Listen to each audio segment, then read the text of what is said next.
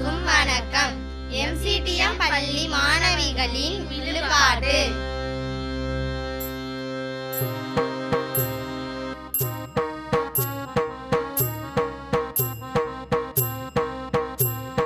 தந்தனத்தோம் என்று சொல்லியே வில்லினை பாட, ஆமாம் வில்லினை பாட வந்தருள்வாய் கலை மகளே. தந்தனத்தோம் என்று சொல்லியே வில்லினை பாட, ஆமாம் வில்லினை பாட வந்தருள்வாய் கலை மகளே. காணாடு காத்தான் MCTM பள்ளியிலே பசுமை கிளிகளாய் பாட வந்தோம். பசுமையும் பாரம்பரியம் பற்றி பசுமை கிளிகளாய் பாட வந்தோம். பசுமையும் பாரம்பரியம் பற்றி. வணக்கம் வணக்கம் வணக்கம். இங்கு கூடியிருக்கும் பெரியோர்களுக்கும் ஆன்றோருக்கும் சான்றோருக்கும் எங்கள் வில்லுப்பாட்டு குழு சார்பாக வணக்கத்தை தெரிவிச்சுக்கிறோம். ஆமாம் அக்கா, இன்னைக்கு எந்த தலைப்பில் வில்லுப்பாட்டு பாட போகிறோம்? சொல்லவே இல்லை. சொல்லாமல் இருப்பேனா? அட பச்சம் பசுங்கிழியே பாரம்பரிய குடும்பத்தோட பாங்கான பெண்ணு. கொஞ்சம் பொறு, தலைப்பை ஒரு பாட்டாவே பாடிடுவோம்.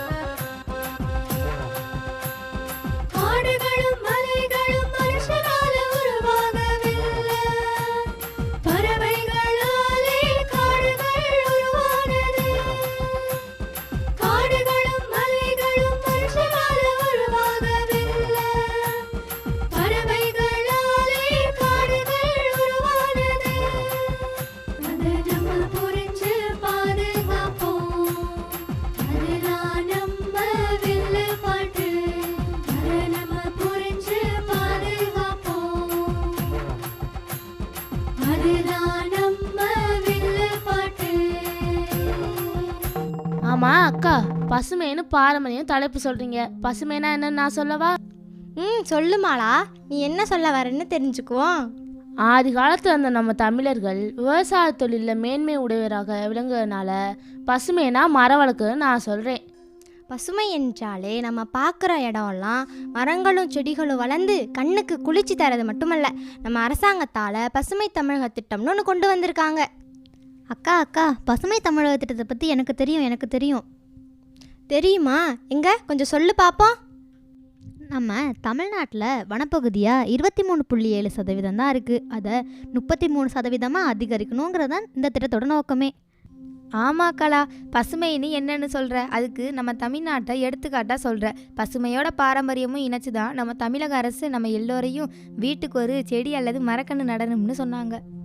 மரக்கன்றை நம்மளை மட்டும் தனியாக நட்டு வைக்க சொல்லலை. நம்ம பெற்றோரும் அந்த மரக்கன்றை நடுற மாதிரி புகைப்படத்தை கூகுள் டேக்கில் போட்டு அனுப்ப சொன்னாங்க. அது எதுக்கு தெரியுமா?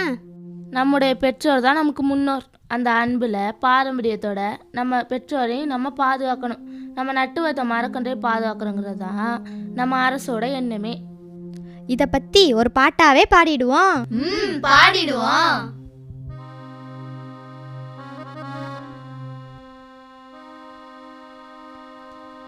தந்தனத்தோம் என்று சொல்லியே வில்லினை பாட, ஆமாம் வில்லினை பாட வந்தருள்வாய் கலை மகளே. வீட்டுக்கு ஒரு மரம் நடுவோம், நமது பெற்றோர்களோடு நமது பெற்றோரை காப்பது போலவே மரத்தையும் நாமும் பாதுகாப்போம். மரத்தை நாமும் பாதுகாப்போம். நம்ம தமிழக அரசு பசுமையை பாதுகாக்க வேற என்னென்ன திட்டங்கள்லாம் கொண்டு வந்திருக்காங்க? சொல்லுங்க பார்ப்போம்.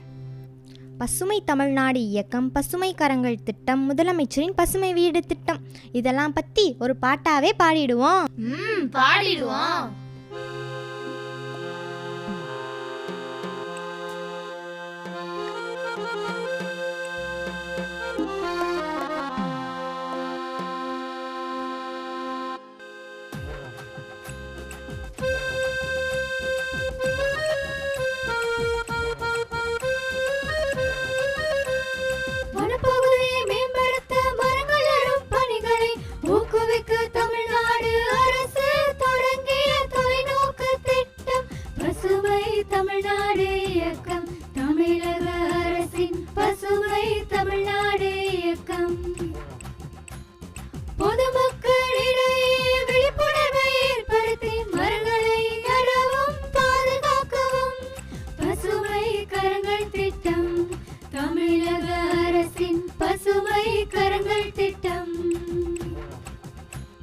கிராமப்புற ஏழைகள் பயன்பெறும் வகையில் இலவசமாக வீடுகள் கட்டி கொடுக்கும் திட்டம் தமிழக அரசின் பசுமை வீடு திட்டம். தமிழக அரசின் பசுமை வீடு திட்டம். அக்கா, நான் இன்னொரு தகவலை சொல்லவா? ஈசா யோகா மையத்தில் பசுமை கரங்கள் திட்டம்னு ஒன்றை செயல்படுத்துகிறாங்க. அந்த திட்டத்தோட நோக்கம் என்னவா கீதா? சொல்கிறேன். 114 மில்லியன் மரங்கள் நடுவதை அவங்க ஒரு இலக்காகவே நிர்ணயிச்சிருக்காங்க. ஆமாம், நான் கூட அந்த செய்தியை நியூஸ் பேப்பரில் படிச்சிருக்கேன். நம்ம தமிழர்கள் எப்படி பசுமையையும் பாரம்பரியத்தையும் இணைச்சிருக்காங்க, யாருக்காவது தெரியுமா? அக்கா, எனக்கு தெரிஞ்ச நான் சொல்லவா? சொல்லுமா, கேட்போம். மாலா, ஒன்று என்ன, உனக்கு எத்தனை தெரியுமோ அத்தனையும் சொல்லு. தமிழர்களோட இலக்கியங்களில் இயற்கையை போற்றாத பெருங்காப்பியமோ சிறுங்காப்பியமோ கிடையாது. ஏன், நம்ம சிலப்பதிகாரத்தை எடுத்துக்கோங்க. திங்கள், மழை, ஞாயிறு அனைத்தையும் போற்றி தான் நம்ம இளங்கோவடிகள் காப்பியத்தையே ஆரம்பிச்சிருப்பாரு. ஆமாம், நாம் தான் இதை 8ஆம் வகுப்புலேயே படிச்சிருக்கோமே, இயற்கையை போற்றும் அப்படிங்கிற தலைப்பில். இயற்கையை போற்றாத இலக்கியங்களும் இல்லை, கவிஞர்களும் இல்லை, எல்லோருமே இயற்கையின் சிறப்பை புகழ்ந்து தான் பாடியிருக்காங்க. இதை பற்றி ஒரு பாட்டாவே பாடிடுவோம். பாடிடுவோம். ஒரு நிமிஷம், நம்ம குழுவா சேர்ந்து பாடாம நந்தினி நீ மட்டும் தனியா பாடே.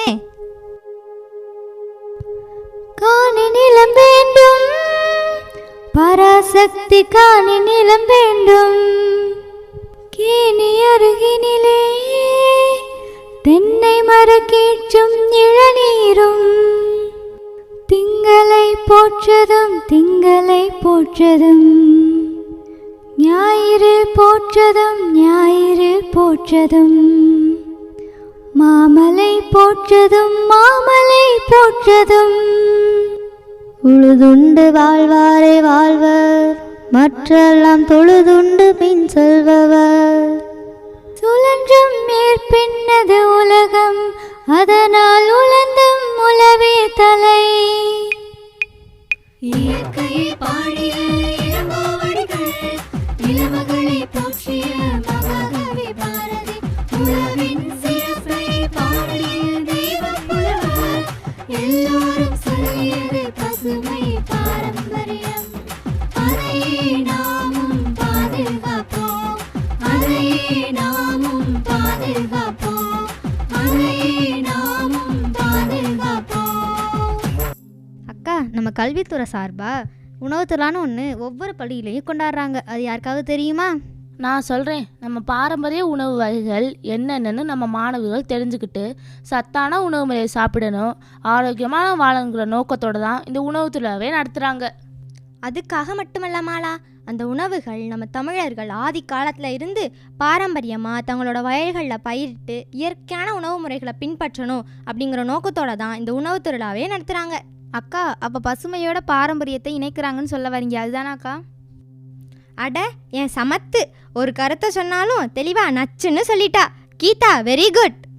அக்கா, உணவு திருவிழாவை சொல்கிற நீங்கள் நம்ம அரசால மாணவருக்கு நடத்தப்படுற கலை திருவிழாவையே ஒரு எடுத்துக்காட்டாக சொல்லலாமே. அருமை சுதா, இதை விட வேற எடுத்துக்காட்டு என்ன வேணுங்கிற? கலைத்திருளாட நோக்கமே நம்ம பாரம்பரிய கலைகளை, பசுமை கலைகளை மீட்டெடுக்கணுங்கிற நோக்கத்தோட தான் நம்மளை போன்ற பள்ளி மாணவர்களுக்கு நம்ம தமிழக அரசு வருடம் கலைத்திருளாவை சிறப்பாக நடத்திட்டு இருக்காங்க. அக்கா, கலைத்திருவிழா நடக்கிற எல்லா போட்டிகளுமே பசுமை மாறாத பாரம்பரிய கலைகள் தானே அக்கா? அக்கா, என்னென்ன போட்டிகள் நம்ம பாரம்பரியத்தை வெளிப்படுத்துன்னு நான் சொல்கிறேன் அக்கா. சொல்லுமாளா. மயிலாட்டம், ஒயிலாட்டம், நம்ம வில்லுப்பாட்டு, பறையாட்டம், காவடி ஆட்டம், நாடக கூத்துக்கலை, பரதநாட்டியம், மண் சிற்ப ஓவியம், பானை ஓவியம், இப்படின்னு நிறையா சொல்லிக்கிட்டே போகலாம். இதை இவ்வளவு விளக்கமாக சொல்கிறத விட ஒரு பாட்டாவே கலைத்திருவிழா பற்றி பாடி நம்ம வில்லுப்பாட்டுக்குழு சார்பாக மங்களமும் பாடிடுவோம். பாடிடுவோம்.